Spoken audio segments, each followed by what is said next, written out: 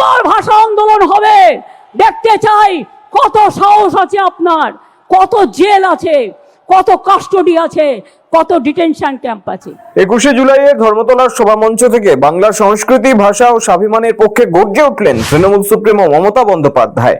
বাংলা ভাষার উপর চড়া অত্যাচারের বিরুদ্ধে সরব হয়ে মমতা জানিয়ে দেন এবার ভাষার লড়াই ফের শুরু হবে।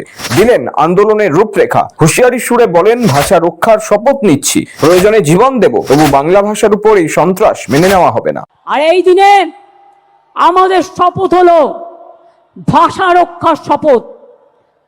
জীবন দিতে রাজি আছি, ভাষার ওপর সন্ত্রাস মানব না, বিভেদ মানব না, অনৈক্য মানব না। মমতার বার্তা, তৃণমূলের দর্শন একটাই, বাম বিজেপির বিসর্জন। কর্মীদের উদ্দেশ্যে তার স্পষ্ট নির্দেশ, 27শে জুলাই নানুর দিবস থেকে শুরু হোক প্রতিবাদ, মিটিং মিছিল করুন। 26শে নির্বাচন পর্যন্ত এই আন্দোলন চলবে।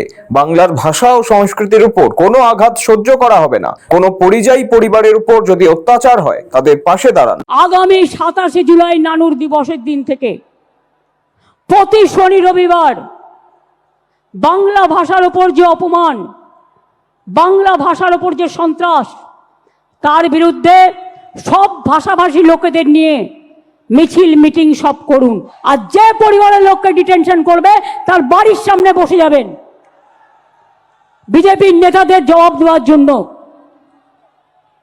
কথায় কথায় আমার বাড়ির সামনে যাওয়া, কথায় কথায় নবান্ন অভিযান, তাহলে কথায় কথায় আপনাদের নেতার বাড়ি অভিযান হবে না কেন? আমি গান্ধী স্ট্যাচুর কাছে বাংলার উপরে যে সন্ত্রাস চলছে তার বিরুদ্ধে ধর্ণা দেওয়ার জন্য অনুরোধ করব। আমি যারা খেলোয়াড় আছেন তাদেরকে অনুরোধ করব। ভিন রাজ্যে কাজ করতে যাওয়া পরিযায়ী শ্রমিকদের উদ্দেশ্য মুখ্যমন্ত্রীর বার্তা, বাংলায় 6টি নতুন অর্থনৈতিক অঞ্চল হচ্ছে, দেউচা পাচামিতে কাজ শুরু হচ্ছে, শিল্প আসছে বাংলায়, ফিরে আসুন, এখানে কাজের অভাব হবে না। যদি কোনো পরিযায়ী শ্রমিকের পরিবার আপনাদের কাছে খবর দেয় তারা বিপদে আছে, তাদের পাশে গিয়ে দাঁড়ান এবং আমাদের জানান। এবং পরিযায়ী শ্রমিকদেরও বলবো, ফিরে আসুন, বাংলায় কাজের অভাব নেই। বাংলায় 6টা ইকোনমিক করিডোর হচ্ছে, দেউচা পাতমি হচ্ছে, গ্যাস সেলের ফ্যাক্টরি হচ্ছে, ওএনজিসি হচ্ছে, বাংলায় অনেক কিছু হচ্ছে। বিজেপিকে তীব্র আক্রমণ করে মুখ্যমন্ত্রী বলেন, বাংলার উন্নয়ন দেখে ভয় পাচ্ছে ওরা, তাই বাংলাকে টার্গেট করছে। বাংলার মানুষকে যদি বাংলা বলার অপরাধে বাইরে গ্রেফতার করা হয় তবে লড়াই হবে দিল্লিতে গিয়েও।